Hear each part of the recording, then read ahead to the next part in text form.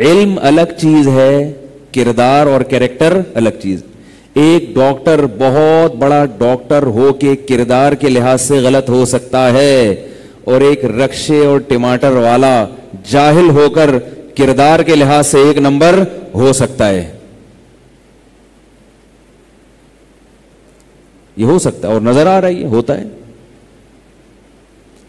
وہ غریب دن میں 10 روپے 20 روپے کماتا ہے مگر اس میں بھی کسی کو دھوکہ نہیں دیتا, اور ایک غریب دن میں لاکھ روپے کما رہا ہے, 50,000 اس میں حلال کے ہیں اور 50,000 دھوکہ دہی کے ہیں. کیا یہ ڈاکٹر آج کل یہ کام کر نہیں رہے؟ جب ڈاکٹر آپ کو دوا لکھ کے دیتا ہے, چند ڈاکٹروں کے علاوہ, چند فیصد کے علاوہ, سب ایک جیسے نہیں ہوتے, اکثریت ڈاکٹروں کی جو پڑھی لکھی ہے, جب وہ دوا لکھ کے دیتے ہیں تو کیا وہ دیانتداری کے مطابق ہوتی ہے؟ میڈیکل ریپ والے جب ڈاکٹروں کو کہتے ہیں کہ یہ میڈیسن آپ نے لکھ کے دینی ہے, اس پہ آپ کو یہ سہولتیں ملیں گی, ڈاکٹر کے لیے حلال ہے کہ وہ ان سہولتوں کی خاطر, ان بینیفٹس کی خاطر اپنے پیشنٹ کو وہ دوا لکھ کے دے. جب ایک فارمولا سستا بھی ہے, وہی فارمولا دوسری کمپنی کا مہنگا بھی ہے, تو ڈاکٹر پر فرض ہے کہ وہی فارمولا جو سستا ہے وہ سستا والا لکھ کے دے. اگر وہ مہنگا والا لکھ کے دیتا ہے تو ڈاکٹر کے لیے اس کمیشن کیا ہو جائے گا؟ ناجائز. کیونکہ مریض جو آپ کے پاس آیا ہے وہ آپ کو سوئٹزرلینڈ بھجوانے کے لیے نہیں آیا کہ آپ وہ دوائیں لکھ کے دیں کہ کمپنی آپ کو باہر کے ویزے دیں. وہ اپنی بیماری سستے میں ٹھیک کرنے کے لیے آئے. اپنی جو آپ فیس لے رہے ہیں وہ تو بتا کے لے رہے ہیں, وہ تو حلال ہے. آپ 500 لیں, آپ 1000 لیں, آپ 5000 لے لیں, اس کو بڑھا دیں آپ کہ بھئی میں پیشنٹ کو چیک کرنے کے, بلکہ میرے مطب میں, میری کلینک میں داخلے کی انٹری فیس 5000 روپے لگا دیں آپ, جس نے آنا ہوگا آئے گا, نہیں آنا ہوگا نہیں آئے گا. اس کے بعد جو آپ اس کو تعویذ لکھ کے دے رہے ہیں, اور وہ تعویذ ایسا ہے کہ جو آپ کے قریب میں جو میڈیکل اسٹور ہے وہاں سے ملے گا اور کہیں اور سے نہیں ملے گا, کیونکہ میڈیکل والے سے بھی آپ نے کھانچا کھولا ہوا ہے. یہ ہوتی ہے گھٹیا سوچ, گھٹیا پن. حالانکہ ڈاکٹروں کو اللہ نے کتنا نوازا ہے, کوئی بھوک سے مر نہیں رہے, کوئی قحط میں نہیں ہے.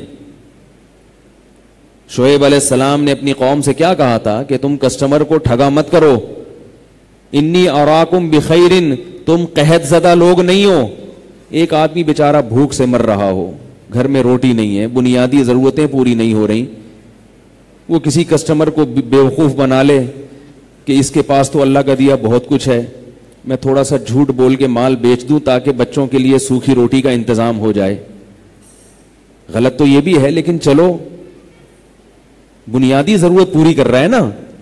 فقہا نے لکھا ہے کہ اگر کوئی شخص بھوک سے دل برداشتہ ہو کے چوری کر لے تو ہاتھ نہیں کاٹا جائے گا اس کا. بھوک ایک ایسی چیز ہے جو مجبوری ہے. جرم ہے چوری کرنا, لیکن یہاں جرم کی نوعیت کم ہو گئی. الحمدللہ ہمارے ملک میں ڈاکٹروں کے پیٹ بھرے ہوئے ہیں, اللہ کا بڑا فضل ہے. ڈاکٹروں کی اچھی تنخواہیں ہوتی ہیں, کلینک سے الگ کما رہے ہوتے ہیں. ڈاکٹر ہو اور بے روزگار ہو نہیں سکتا. اس کے بعد پھر لوگوں کو ٹھگنے کی کیا ضرورت ہے بھائی؟ تھوڑا کم پہ گزارا کر لو.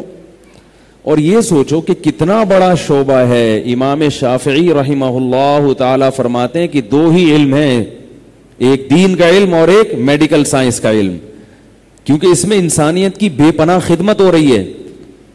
ڈاکٹر اپنے پیشے کے ذریعے جنت کما سکتا تھا, مگر اس نے اس پیشے کو جہنم خریدنے کا ذریعہ بنا لیا. یہ نعمت کی ناقدری ہے.